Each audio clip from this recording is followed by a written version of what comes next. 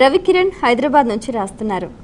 సంతానం ఉన్నవారు కూడా పుత్రగణపతి వ్రతం చేయవచ్చా తెలియజేయగలరు అంటూ రాస్తున్నారు. పుత్రగణపతి వ్రతం చేస్తే సంతానం కలుగుతుందేమోనని. ఇప్పుడు 90 ఏళ్ల వయసులో కూడా చేయొచ్చు, తాతగారులు కూడా చేయొచ్చు. చేస్తే అక్కడ పుత్రగణపతి వ్రతం చేసిన వాళ్ళందరికీ పుత్రులు పుడతారని కాదు, ఉన్న పుత్రులు గణపతి అంత గొప్పవాళ్ళు అవుతారు. లేదా గణపతి ఈ వ్యక్తిని వార్ధక్యంలో పుత్రుడిలా సేవిస్తాడు. ఇప్పుడు ఒక విషయం చెప్పాలి మీకు.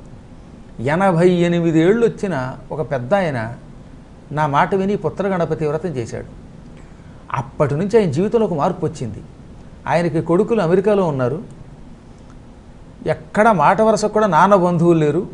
ఎక్కడి నుంచి వచ్చాడో ఒక కుర్రాడు వచ్చి ఆయన ఈ వ్రతం చేసిన తర్వాత సంవత్సరం పాటు ఆయనకి చాలా సేవలు చేశాడు.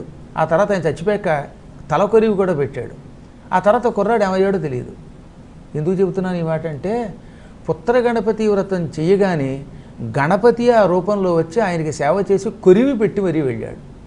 పుత్రగణపతి వ్రతాన్ని వృద్ధులు ఆచరిస్తే పిల్లలు లేకపోయినా వారికి పిల్లలు లాంటి వాళ్ళు ఎవరో వచ్చి సేవ చేసి హాయిగా వీళ్ళకి ఊర్ధ్వలోకాలు ఇస్తారు. కాబట్టి ప్రతి వ్యక్తి వ్రతం చేయొచ్చు. పుత్రులు కావాలని చేస్తే పుత్రులు పుడతారు. పుత్రులు పుట్టాక చేస్తే ఆ పుత్రులు బుద్ధిమంతులు అవుతారు. ఎవరూ దిక్కులేని వాడు ఈ వ్రతం చేస్తే గణపతి లాంటి వాడు ఎవడో వచ్చి వీళ్ళని కడతేరుస్తాడు, హాయిగా ఊర్ధ్వలోకాలు ఇస్తాడు. ఈ విధంగా ఎవరికి ఎప్పుడు ఏ కష్టం వచ్చినా వాళ్ళు పుత్రగణపతి వ్రతం చేయొచ్చు.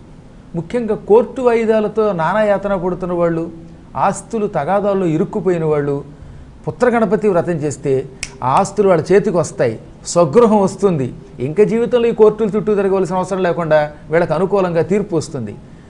ఇంకా భూములతో వ్యాపారం చేసేవాళ్ళు ఉన్నారే, రియల్ ఎస్టేట్ వాళ్ళు గనక పూర్తిగా గరికతోటి 108 నామాలతోటి అర్చన చేసి ఆఖరణ 4 కేజీలు అటుకులు బెల్లము కలిపి ఊళ్ళో ఉన్న పిల్లలకి ఎంతమందికి వీలుంటే అంతమందికి పెట్టారా, వాళ్ళకి ఇంకా రియల్ ఎస్టేట్లో అద్భుతమైనటువంటి వ్యాపారం అభివృద్ధి చెంది సంపదలు వస్తాయి. కాబట్టి భూమితో వ్యాపారం చేసేవాళ్ళు పుత్రగణపతి వ్రతం చేస్తే భూ సంబంధమైనటువంటి శుభాలు కలుగుతాయని, సంపదలు వస్తాయని మనకు మంత్రశాస్త్రం చెబుతున్నది.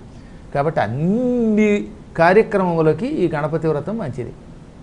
పరీక్షలు రాసే ముందు రేపు ఎప్పుడో మనకు వస్తున్నాయి కదా, పాల్గొన మాసంలోనే వచ్చేస్తున్నాయి పరీక్షలు ఈసారి.